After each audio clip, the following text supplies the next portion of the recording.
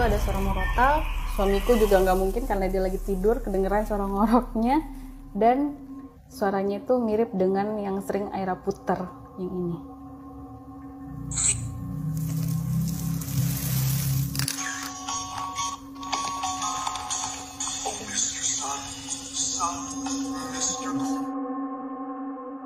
Oh iya.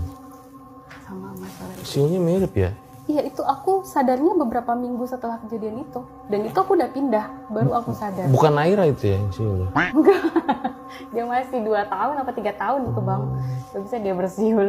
Dan itu udah jam berapa tadi itu CCTV-nya? Udah apa ya? Dan itu kita pikirnya cuma bersiul-siul biasa. Ternyata dia itu bernada dan kayak lagu gitu. Dan itu aku tahu lagu dari yang sering Aira mainin setelah beberapa minggu aku pindah dari rumah itu. Pas aku lihat ini kayaknya suaranya nggak asing. Pas aku cek lagi kayak gitu suara siulan. Serem banget ya. Kalau siul-siul itu gue jadi inget Mas Karyo tuh. Kan suka siul-siul dia kan. Nah itu akhirnya pindah. Pindah dari Setelah? Setelah aku udah ini anakku hampir tiap hari bang lehernya merah. Nah itu berarti tadi kamera yang CCTV di garasi itu ya. Makanya yang tangan itu nggak kerekam itu ya. Nggak ada orang ya di depannya itu ya.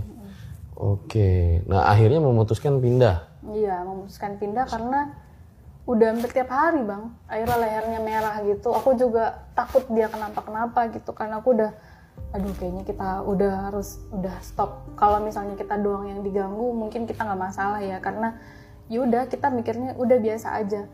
Tapi kalau pas anakku yang dia digangguin gitu kayak udah ke fisiknya di sini merah bang karena itu panas banget kalau dipegang itu panas gitu dan dia udah nangis udah bisa lagi tuh di sini jadi udah kayaknya mending kita pindah aja deh dari sini.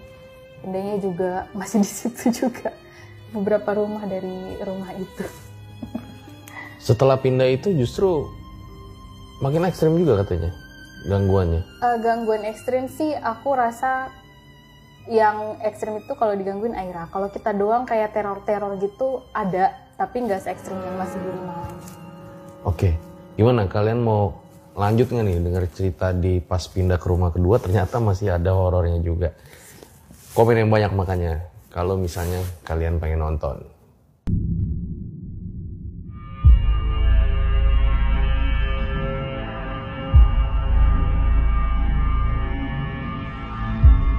Ya, boleh diceritain, Mbak Wi, gimana kisahnya pas pindah ke rumah kedua gitu? Itu kayak Aira lagi sih. Jadi kayak misalnya tiap malam dia kebangun nangis mau keluar lompat dari jendela. Tiba-tiba nangis tapi matanya masih ketutup. Dia bangun, matanya ketutup, nangis-nangis, terus lalu mau keluar. Dan keluar tuh lewat jendela. Untungnya jendelanya dikunci kan. Jadi itu mesti diawasin. Jadi kalau nggak diawasin takutnya dia loncat gitu keluar.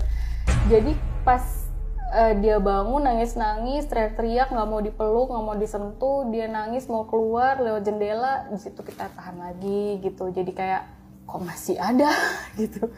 Jadi apa ya? Jadi kita juga mau panggil Ustadznya selalu nggak bisa datang. Jadinya kita berdoa aja sendiri di rumah. Ustadz yang sama apa beda? Beda. Kita beda lagi. Dan itu udah beberapa kali bang. Cari itu pasti selalu nggak bisa datang. Kayak ada aja halangannya untuk datang ke rumah. Kalau